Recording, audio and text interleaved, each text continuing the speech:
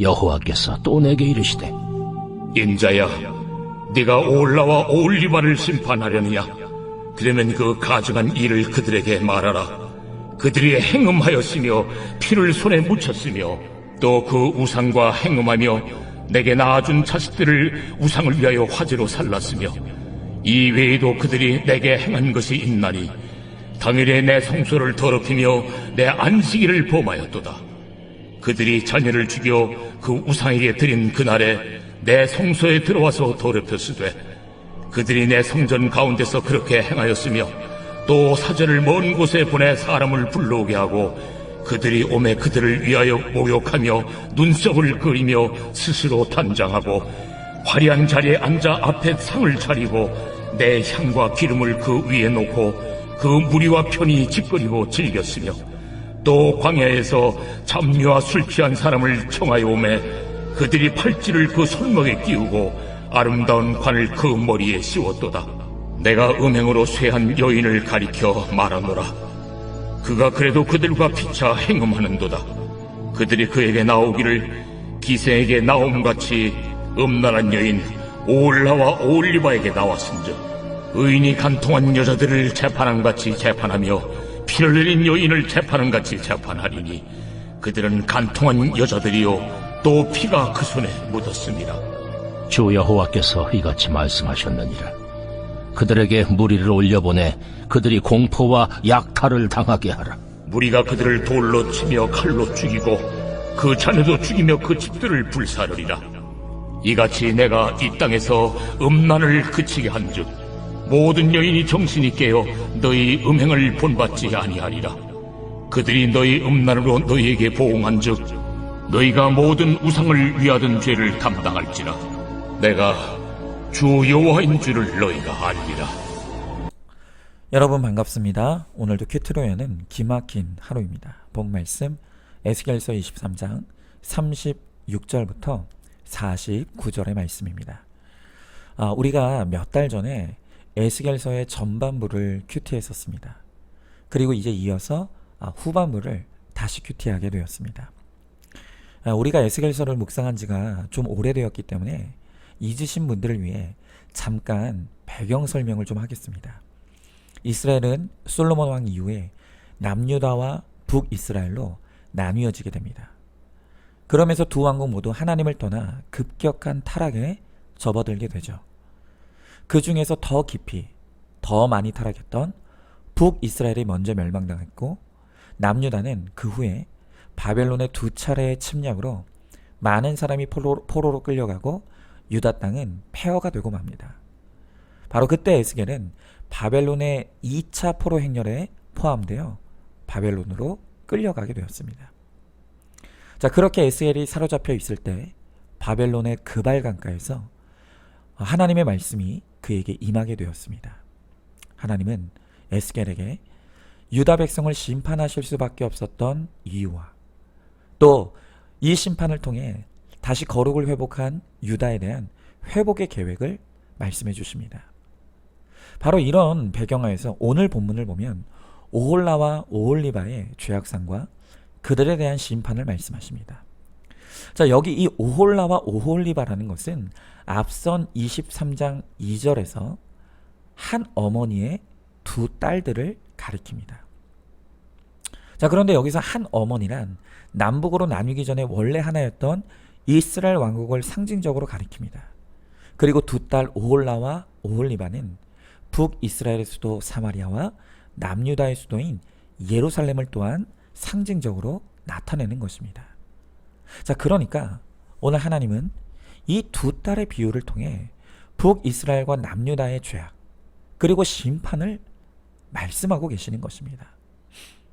자, 그런데 오늘 이 두 나라를 책망하신 하나님께서 이 두 나라가 공통적으로 저지른 한 가지 죄악을 아주 집중적으로 조명합니다. 그 죄악은 바로 간음의 죄입니다. 자, 그런데 오늘 저는 이 본문의 말씀을 묵상하면서 좀 특이한 것 하나를 발견하게 되었습니다. 그것은 하나님께서 이 두 나라의 간음의 죄를 지적하실 때 비슷한 개념 같은데 각기 다른 세 가지 단어를 사용하고 계시다는 것입니다. 자, 먼저 37절에 보면 이 간음을 행음이라는 단어를 사용하고 43절에서는 음행이라는 단어를 썼고 또 48절과 49절은 음란이라는 단어를 사용하고 있습니다. 좀 이상하죠? 그냥 간음이라고 말하면 될 것을 똑같아 보이는 개념의 각기 다른 세 단어를 굳이 오늘 본문에서 사용하고 있는 것입니다. 자, 여러분, 그러나 성경은 한 단어 한 단어가 의미 없이 기록된 것이 없습니다. 성경의 모든 기록은 반드시 의미가 있고 목적이 있습니다.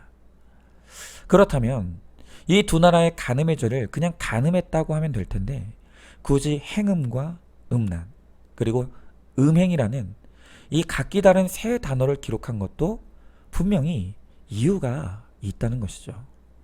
자, 그럼 그 이유가 무엇일까? 제가 그 이유를 본격적으로 연구해 보기 전에 먼저 우리 교역자들에게 의견을 한번 물어보았습니다. 그런데 우리 교역자 중에 한 분이 이런 의견을 주셨습니다. 우리가 어떤 개념을 설명할 때 그 개념의 넓이와 깊이를 충분하게 나타내기 위해 여러 단어를 사용하듯이 이스라엘의 타락의 이 넓이와 깊이를 더 잘 나타내기 위해 이렇게 비슷해 보이지만 여러 단어를 사용했다고 생각합니다. 제가 이 의견을 듣는데 정말 그런 의미가 있을 수 있겠다. 동의가 되었습니다. 그리고 나서 이 세 단어의 이 원어의 의미를 찾아보니까 그분의 해석이 정말 옳았습니다. 여러분, 일단 행음과 음행은 단어상에 거의 차이가 없습니다. 두 단어 모두 우상 숭배에 관한 이 영적 간음의 개념으로 쓰인 단어가 바로 행음과 음행입니다. 자, 그리고 음란이라는 것은 근친상간, 혼전성관계, 또 불륜 같은 육적 간음의 개념으로 쓰이는 단어가 바로 음란입니다. 그러니까 하나님은 이 북이스라엘과 남유다가 얼마나 깊고 넓은 간음의 죄악에 빠졌는지를 드러내시기 위해서 행음과 음행과 음란이라고 하는 세 단어를 총동원하신 것입니다. 그렇습니다. 오늘 남유다와 북이스라엘의 심판은 있어야만 하는 일이었습니다. 왜냐하면 그들은 영적으로 육적으로 총체적인 간음에 빠져서 완전히 하나님을 떠나 죄악 가운데 허우적거리고 있었기 때문입니다. 자, 여러분, 그러면 우리가 이제 또 이런 질문을 할 수 있습니다. 도대체 이스라엘은 어쩌다가 이렇게까지 타락하게 되었냐는 것입니다. 자, 여기에는 아주 중요한 신학적인 이유가 있습니다. 그들이 이렇게 총체적인 이 간음의 죄악에 빠진 이유는 하나님에 대한 믿음을 잃어버렸는데, 특별히 하나님에 대한 믿음 가운데서도 이 심판하시는 하나님에 대한 믿음을 그들이 상실했던 것입니다. 자, 오늘 45절에 보면 이 영적 육적 간음에 빠진 오홀라와 오홀리바를 향해 이렇게 말씀하십니다. 의인이 간통한 여자들을 재판함같이 재판하며 피를 흘린 여인을 재판함같이 재판하리니 그들은 간통한 여자들이요 또 피가 그 손에 묻었습니다. 자, 여러분, 하나님께서 이렇게 간음하는 오홀라와 오홀리바를 향해 그들의 간음의 죄를 절대로 그냥 두고 보지 않으시겠다고 하십니다. 반드시 그들을 재판하실 것이고 심판하시겠다는 것입니다. 자, 이렇게 하나님은 우리의 죄에 대해 반드시 재판하시고 심판하시는 하나님이십니다. 그런데 이스라엘 백성들은 그들이 짓는 죄에 대해 하나님의 심판이 있다는 바로 이 믿음을 상실하고 말았던 것입니다. 이 하나님의 심판에 대한 두려움을 잃은 그들은 곧 죄에 대한 방종에 빠져서 마음껏 죄를 짓고 말게 된 것입니다. 자, 여러분, 그런데 이것은 오늘 이들만의 문제가 아니라 오늘 우리의 문제이기도 하다는 것입니다. 여러분, 불과 30-40년 전만 해도 한국에서 교회와 기독교인이라고 하면 교회 다니지 않는 사람들조차도 기독교인들은 정직하고 올바르다는 인식이 있었습니다. 여러분, 그런데 나날이 갈수록 오늘 이 시대의 교회와 그리스도인들이 세상이 얼마나 비난하고 있습니까? 저는 이러한 교회를 향한 세상의 비난에는 부당한 것도 있다고 생각합니다. 그러나 많은 경우에 우리가 귀 기울여 들어야 될 쓴소리가 분명히 있다는 것도 우리는 겸손히 인정해야 합니다. 여러분, 교회 안에 지금 얼마나 많은 다툼이 벌어지고 있습니까? 또 소위 기독교 정치인, 기업가, 행정가라는 사람들이 불법을 저지르고 뇌물을 받고 또 범죄했다는 소식들이 연일 뉴스와 신문지상에 오르내립니다. 그런 것들을 보면서 교회가 세상을 걱정해야 되는데 이제는 세상이 교회를 걱정하고 있다는 말까지 나오고 있습니다. 자, 여러분, 왜 교회와 그리스도인들이 세상 가운데 점점 영적인 권위를 잃어갈까요? 우리가 그 원인을 깊이 들여다보면 거기에는 교회 안에 메시지의 타락이 있다는 것을 알게 됩니다. 여러분, 어느 때부턴가 교회 안에 마치 편식하듯이 이 집중되어 나타나는 메시지들은 하나님의 사랑, 은혜, 또 치유, 회복과 같은 아름다운 메시지들만 교회 안에 울려 퍼지고 있는 것을 우리가 보게 됩니다. 하나님께 나오면 하나님께서 누구든지 우리에게 은혜를 베풀어 주시고 치유하시고 회복시켜 주신다는 것입니다. 물론 여러분, 하나님은 사랑과 은혜의 하나님이 맞죠. 그리고 치유와 회복도 베풀어 주십니다. 그러나 그러한 은혜와 사랑, 치유와 회복에는 반드시 전제가 있습니다. 그것이 무엇입니까? 그것이 바로 죄에 대한 회개입니다. 여러분, 하나님 앞에서 우리의 죄에 대한 회개함이 없이는 단 한 발자국도 하나님께 가까이 갈 수 없습니다. 회개 없이는 그 누구도 그 다음 단계로 넘어갈 수 없다는 말입니다. 그런데 많은 교회들이 이 죄와 회개에 대한 메시지를 건너뛰어 버립니다. 그리고 오직 하나님의 사랑과 은혜, 그리고 치유와 회복만을 약속하는 것입니다.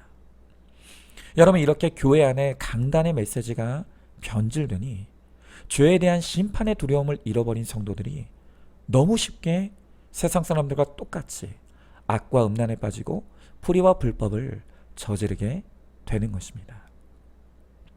러시아의 대문호죠. 도스토예프스키는 그의 소설 까라마조프 형제에서 이런 말을 합니다.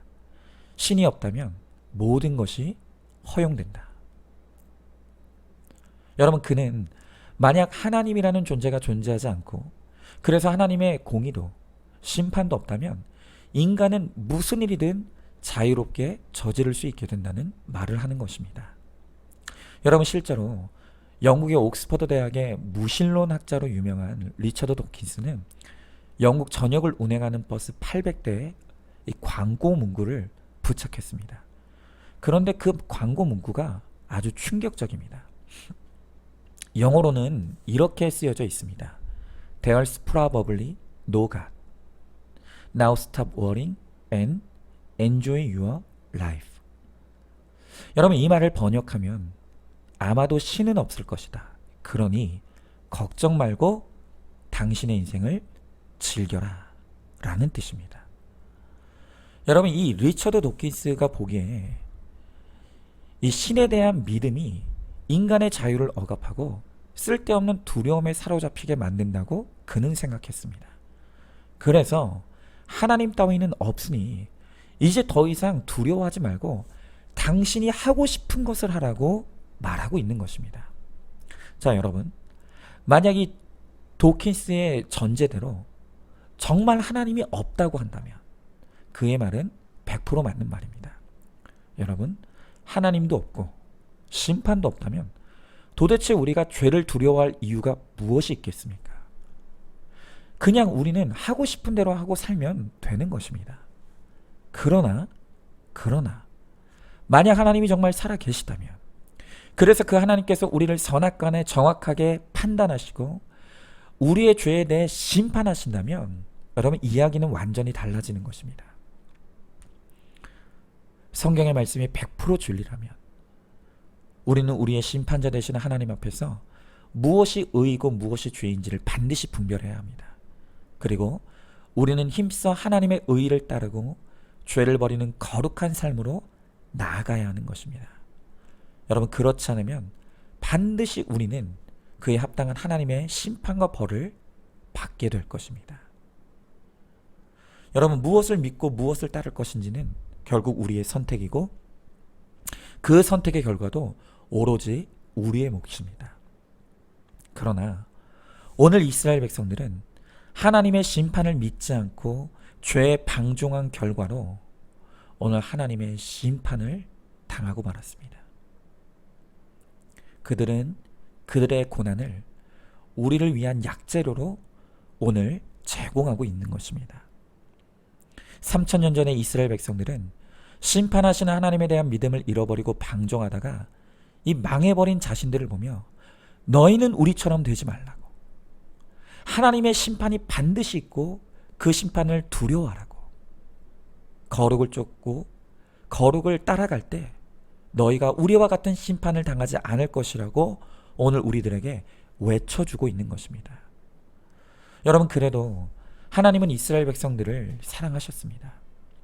그래서 그들을 죄악 가운데 살도록 내버려 두지 않으시고 포로로 끌려감을 당하는 이 땅의 심판을 통해서 다시금 그들을 돌이켜 회개시키고 또 돌아오게 하심으로써 영원한 하나님의 심판을 피하는 은혜를 베풀어 주셨습니다. 여러분, 우리도 마찬가지입니다. 우리가 하나님을 믿지도 않고 두려워하지도 않기요, 그래서 죄 가운데 살아가기에 하나님은 우리에게 땅의 심판을 허락하셔서 우리에게 영원한 심판을 피하라고 말씀해 주십니다. 그러므로 우리에게 심판의 사건이 왔을 때 우리는 우리의 영적, 육적 행음과 음행과 음란을 회개해야 합니다. 그리고 온전히 하나님을 믿고 거룩을 쫓는 삶으로 되돌아옴으로 구원을 받아야 합니다. 바로 그것이 우리의 최고의 행복이고 최고의 축복입니다. 자, 한번 질문해 봅니다. 나에게 하나님은 어떤 하나님이십니까? 하나님을 그저 사랑과 긍휼과 위로의 하나님으로만 믿고 있지는 않습니까? 하나님은 죄에 대해 심판하시고 징계하시는 하나님이심을 믿습니까? 땅의 심판이 나의 죄의 결론임을 깨닫고 회개함으로 거룩한 자가 되어서 영원한 심판을 피하고 영원한 구원을 얻는 축복을 누리시기 바랍니다. 오늘도 큐티로 기막힌 하루를 살아내는 하늘가족 공동체 우리 모든 성도님 되시기를 주님의 이름으로 축복합니다.